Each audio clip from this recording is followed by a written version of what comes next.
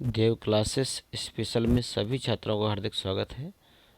जैसा कि आप जानते हैं कि परीक्षाओं का समय नज़दीक है और इस चैनल के माध्यम से आपको हमेशा बोर्ड परीक्षाओं से जुड़ी हुई महत्वपूर्ण चीज़ें प्राप्त होती रहती हैं। तो आज का हमारा जो टॉपिक है वो है इडियम्स का, जिसे हम लोग मुहावरे के नाम से भी जानते हैं। इंग्लिश का ये महत्वपूर्ण टॉपिक है। एक वोकेबलरी में लगभग 13 नंबर आपके सिर्फ इसी बात के मिलते हैं यदि आपको मीनिंग का ज्ञान है। तो इंग्लिश से जो भी आपके इडियम्स दिए गए होंगे आपको उनका वाक्य प्रयोग करना होता है। वाक्य प्रयोग का अर्थ है कि आप उस शब्द से मिलता जुलता कोई एक सेंटेंस बनाएंगे और उसी के एवज में आपको अंक मिलते हैं। लेकिन यदि उस शब्द का अर्थ ना मालूम हो तो बहुत समस्याएं हो सकती हैं। तो हम आपको लगातार 10 वर्षों का अनसोल्ड उपलब्ध करा रहे हैं, जो कि बोर्ड परीक्षाओं में इडियम्स पूछे गए हैं। और मैं गारंटी लेता हूं कि आने वाले साल में भी वही इडियम्स पूछे जाएंगे जो कि आपके पूछे गए हैं। तो ध्यान से देखिएगा, इस इडियम्स की मीनिंग शायद आपको किताबों में मिल जाए, बहुत बड़ी बात है, क्योंकि अनसोल्ड को छांटने में हमें ही बहुत बड़ी समस्या हुई है। तो ध्यान दीजिएगा, पहला है इसमें casteless in the air. Casteless in the air का अर्थ होता है हवाई किले बनाना। आप इसको अपने शब्दों में इंग्लिश में ट्रांसफ़र कर सकते हैं कि रमेश हमेशा हवाई किले तैयार करता रहता है, मतलब बड़ी बड़ी बातें करते हैं, इसे समझ सकते हैं। अगला एट होम इन, इस शब्द का अर्थ होता है दक्ष। आप बोल सकते हैं कि मिस्टर वर्मा अपने विषय के एक दक्ष अध्यापक हैं, या फिर आप कह सकते हैं कि उन्हें किसी विषय का परिपूर्ण ज्ञान है। दक्ष का मतलब होता है परिपूर्ण ज्ञान। अगला एट द 11th आवर, इसका मतलब होता है अंतिम समय पर। इसी प्रकार ह्यू एंड क्राई है, इसका मतलब होता है अफरा तफरी। टू एंड फ्रो, इसका मतलब होता है उधर उधर, इधर उधर।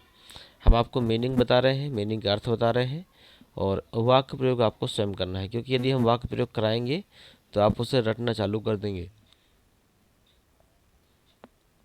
और रटने की पद्धति हमें समाप्त करनी है। इसलिए मीनिंग देखिए, मीनिंग का अर्थ समझिए, इसके बाद वाक्य प्रयोग आप अपनी भाषा में कोई भी वाक्य बना सकते हैं, वही आपका सही होगा। अगला टू डील इन, व्यापार करना।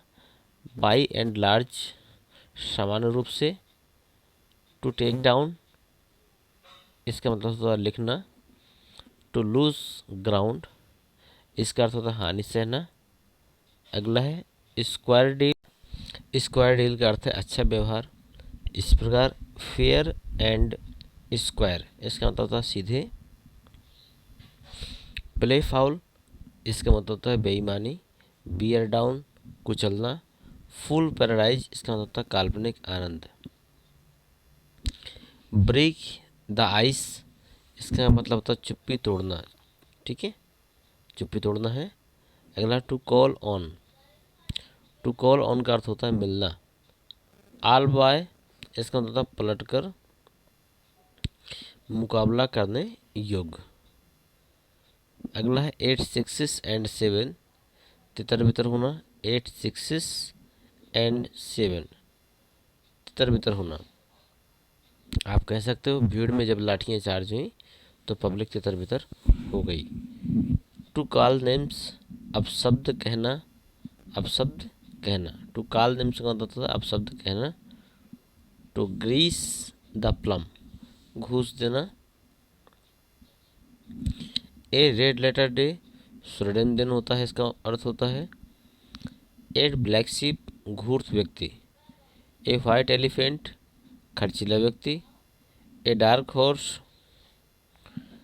अचानक प्रदर्शन करने वाला व्यक्ति। अचानक प्रदर्शन करने वाला व्यक्ति। अगला है a hard nut to crack, कठिन कार्य कहते हैं। At a stone throw, at a stone throw, इसका मतलब होता है निकट। अगला है to turn down. To turn down का अर्थ होता है ठुकरा देना। आल इन आल, ऑल इन ऑल का मतलब था सर्वे सर्वा। देखिए एक आध वाक्य मैं आपको बता देता हूँ कैसे बनाने हैं। जैसे हमने ऑल इन ऑल ले लिया सर्वे सर्वा, तो आप हिंदी में विचार करेंगे कि मेरे दादाजी मेरे परिवार के सर्वे सर्वा व्यक्ति हैं, तो आप बोल सकते हैं कि my grandfather is all in all my whole family या ऑल फैमिली। ठीक है। अब झगड़े की जड़ है ए बोन ऑफ कॉन्स्टेंसन, तो आप इसे बोल सकते हैं कि रमेश की बातें झगड़े की जड़ है। मतलब आप जिसे चुगली भी कहते हैं, तो रमेश इसमें अपोस्ट्रोफी एस लगा के talking is a bone of contention ऐसे भी कर सकते हैं। या फिर आप सीधे सीधे ऐसे कह सकते हैं कि आप झगड़े की जड़ हो, तो you are a bone of contention. या फिर आपकी बातें झगड़े की जड़ हैं, तो योर टॉकिंग या योर टॉक इज या आर, जो भी आप सही उसमें बनेगा सहायक क्रिया ए बोन ऑफ कॉन्स्टेंसन आप उसमें जोड़ देंगे। अगला टू गिव अप मतलब होता है छोड़ देना, तो आप इसमें बोल सकते हो कि आप नशा बुरी चीज़ है, आपको इसे छोड़ देना चाहिए। इस तरह आप इसको भी बना सकते हैं। ठीक है। इसी के साथ में हमारा ये जो सन 2012 का था हमने इसको समाप्त किए। इसके जितने भी महत्वपूर्ण पॉइंट थे हमने आपको बताए। उम्मीद करते हैं आपको समझ में भी आए होंगे। बस ज़रूरत है आपको फटाफट याद करने की, सिर्फ मीनिंग याद कर लीजिए। इसका वाक्य प्रयोग आप अपने हिसाब से आसानी से बना सकते हैं। धन्यवाद।